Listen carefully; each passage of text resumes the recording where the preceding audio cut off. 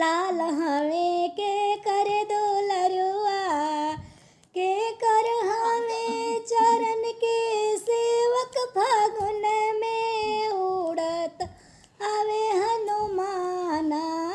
उड़त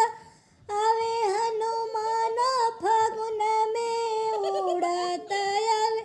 हनुमाना अंजनी के लाल हवे सीता के दुलरुआ अंजनी के लाल हवे सीता के दुलरुआ राम जी के